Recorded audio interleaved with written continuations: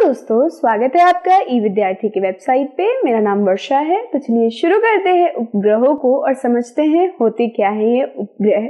तो आपको तो पता ही होगा कि हमारी पृथ्वी के चारों तरफ एक पड़ोसी, एक मामा जी विराजमान है जो कि इसके चक्कर लगाते रहते हैं।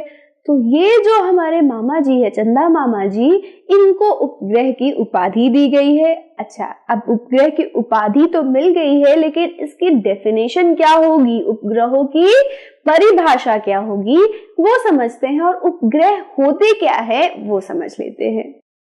आसमान में दिखने वाला चंद्रमा एक उपग्रह है। यह हमारी पृथ्वी का सहचर है जो कि इसके चारों ओर चक्कर लगाता है। तो वो खगोलीय पिंड जो किसी ग्रह के चक्कर लगाए उनको हम उपग्रहों के नाम से जानेंगे। तो आसमान में हमारा दिखने वाला चंदा भी एक उपग्रह है। क्यों? क्योंकि वो हमारे ग्रह पृथ्वी का चक्कर लगाता है। हमारी पृथ्वी के पास केवल एक उपग्रह है। तो हमारी पृथ्वी के पास केवल एक उपग्रह है, लेकिन आप ये भी कहोगे कि प्राकृतिक रूप का एक ही उपग्रह है, क्योंकि कृत्रिम जो होते हैं उपग्रह, जो कि हमारे साइंटिस्ट रोज ही बनाते रहते हैं और स्पेस में भेजते रहते हैं, तो कहोगे कि प्राकृतिक रूप से हमारी पृथ्वी के पास एक उपग्रह है जिसका नाम चंद्रमा है। इसका व्यास पृथ्वी के व्यास का केवल 1/4 है। तो जो इसका डायमीटर है वो पृथ्वी के डायमीटर का 1/4 है, यानी 1/4 है। चंद्रमा पृथ्वी से लगभग 3,84,400 किलोमीटर दूर है। तो पृथ्वी से चंद्रमा की दूरी भी हमें बता दी गई है।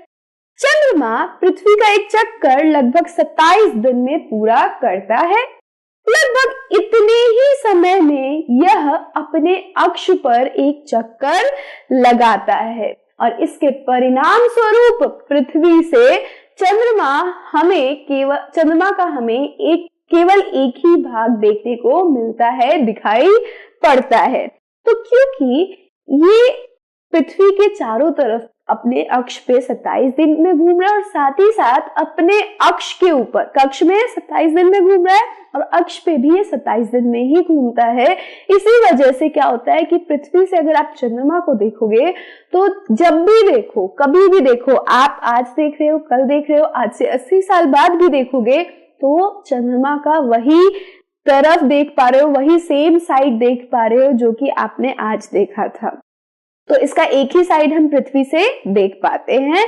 क्यों? क्योंकि ये 27 दिन में ही अपना रोटेशन पूरा करता है और 27 दिन में ही रेवोल्यूशन पूरा करता है, यानी घूर्णन भी 27 दिन में और परिक्रमण भी 27 दिन में।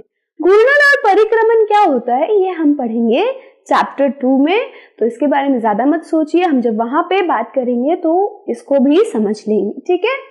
तो सिर्फ इतना याद रखिए, क्योंकि ये हमारा चंद्रमा 27 दिन में अपना घूर्णन पूरा कर रहा है और साथ ही साथ परिभ्रमण भी 27 दिन में कर रहा है।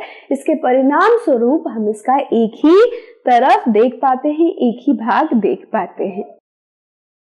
तो हमारे पृथ्वी के पास हमने जैसे कि बात की थी, चंद्रमा के साथ साथ कृत्रिम उपग्रह भी मौजूद हैं। तो कृत्रिम उपग्रह कौन भेजेगा? अलग अलग साइंटिस्ट, अलग अलग कंट्रीज बार बार भेजती रहती है।